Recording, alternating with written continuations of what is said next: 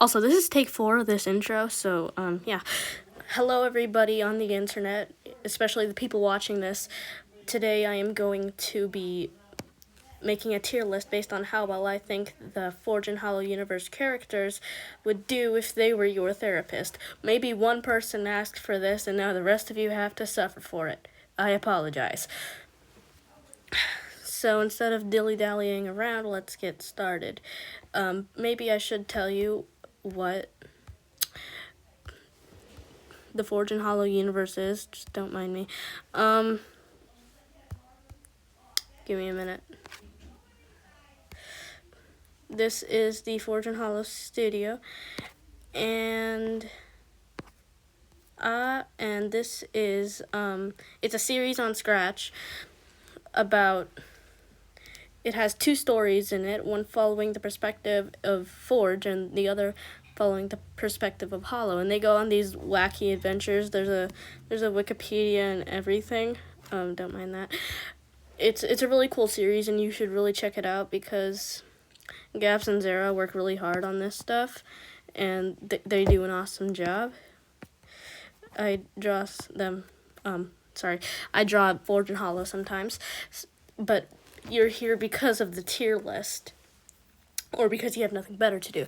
So I guess we just kind of have to start, and I think we're gonna start with Forge. Forge is a very irritable person. They're like me in the morning. If I, wake up on the wrong side of the bed. Yeah, that's kind of their whole thing. And I'm using they, them pronouns because they are actually agender. Fun fact. I really struggled with their pronouns at first because I am I'm just bad at pronouns sometimes.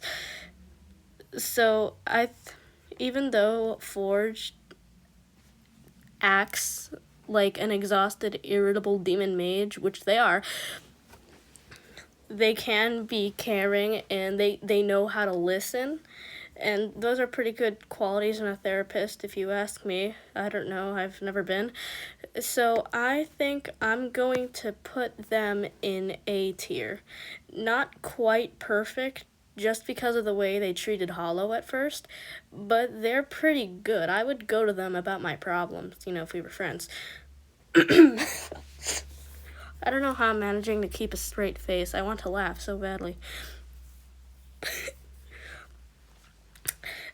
I think it makes the most sense to do Hollow next. Hollow is a very, he's a kind person. He has the best intentions at heart. He's just a little stupid about doing them sometimes.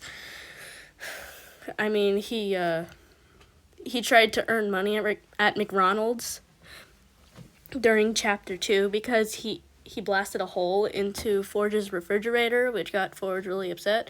So he was trying to make money to repair it. And it didn't go so well. If you read Chapter 2, you know what happened. But Hollow is has a very golden retriever type of personality. So I think he'd be a good person to talk to because he's sympathetic. There are voices in his head, mainly, namely these 2, but he's a good guy.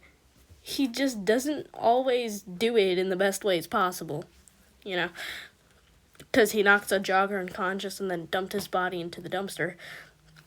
I'm gonna put Hollow right up there in A tier with Forge. I think it makes sense to do the voices in Hollow's head, namely Slick Joyride and Leslie Seraphim.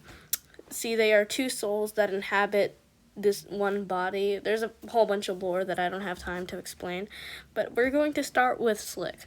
Slick is a egotistical, arrogant, very selfish, rich con man who consistently argued with Leslie. Though I do have to admit, during chapter what's it called again? During Chapter 5, Part 1, I think, Slick does show that he can be brave and compassionate, because Leslie had to take over Holo's body after, a whole bunch of other stuff happened, and Slick was like, hey, I care about you and Holo and slightly about Forge, so let me take over so you don't get hurt. That being said, he is not a very sympathetic person. He is not the first person I go to about my problems. Certainly not. Absolutely not. We're going to put him in C tier because he cares. Actually, we're putting him in D tier. He cares, kind of, but his personality is just... He even though he majored in medical science, he didn't major in psychology, so I don't think he'd be a good therapist. That being said, Leslie Seraphim, he's a fallen angel from heaven. I think God struck him down or something like that. I don't know. I'm not reading off of a script. I'm very freestyle. So since Leslie was an angel, Leslie wants to do good things, I guess. He took over Holo's body to try and cast a healing hex on Forge after they fainted from the effort of blasting down their door. If you read chapter 4, I think you know what that was all about. But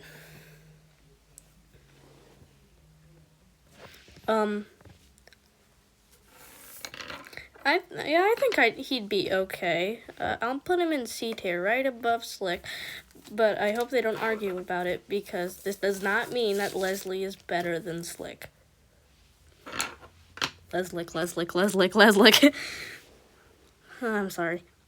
Next up, we have Indy, or Inner Demon. They don't have a name, or it doesn't have a name. I don't know what that thing identifies as. I'm sorry, I just called it a thing. But Gabs called it Indy for short. He's rude. He lives within Forge's amulet. Like, nobody knows how it got there. Indy just sort of exists and wants control over Forge's body, and does eventually take it by force. And he's just not... I don't know why I'm saying he. I don't even know if it's a he. But it's probably not the first person you would want to talk to, because, I don't know, I just don't get those kinds of vibes from him.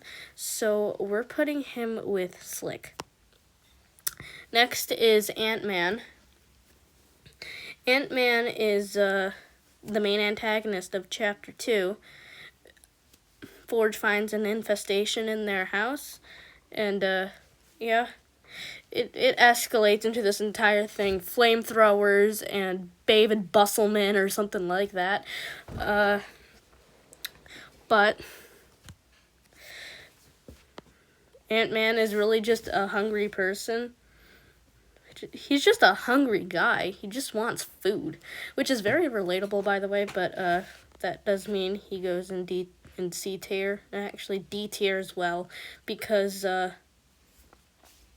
well, he's Ant-Man. He doesn't really care about anything besides food.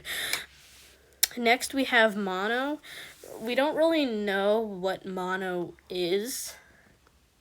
She looks like Holo. Also, they're bi-gender, I think, so it's either he or she. So I'll just, switch it around. Mono is, the emo version of Holo, I guess. I don't know. They were sent in by Smaggy to keep Forge company while they were locked up in the dungeon, or wherever it is. It might be somewhere inside the castle that I can't remember the name of. But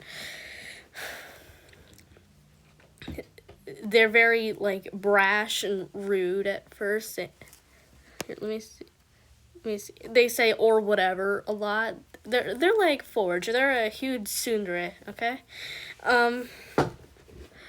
They do have a cute side, as seen briefly in Chapter 5, Part 1 of Forge's Grimoire, I think.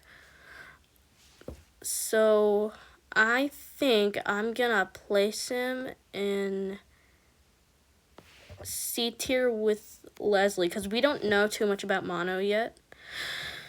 And last but not least, Smaggy. I don't really know how to describe what Smaggy is. Indy was locked into Forge's amulet, as you recall me saying, but you know, Smaggy gets bored sometimes. So I think what's going to happen is Smaggy is like this being that Indy created because it got bored. They later created a huge castle and stuff. I don't know, a bunch of weird things happen in this series. They're not weird, they're just, I don't know how to describe them. They're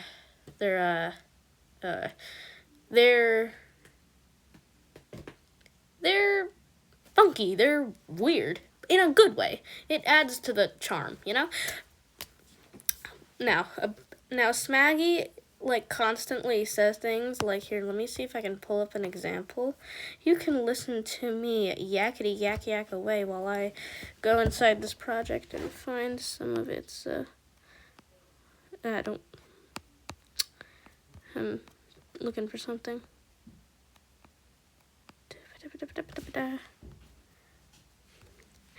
They tend to say things like this.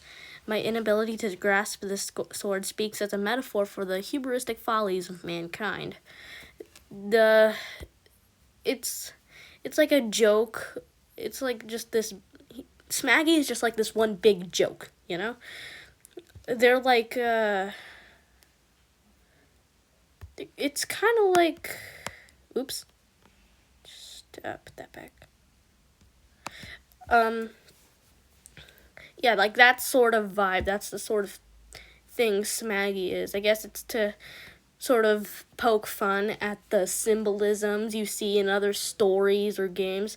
Also, I think N Holo's Diary is getting a second season later this year after they finish with the epilogue, which is chapter 6, but chapter 5 isn't even done. So, just because of that, I'm placing Smaggy down here, because we don't know too much about Smaggy either. So, yeah, thank you for coming and watching my dumb video about my opinion. Yeah, I'll see you guys. See ya.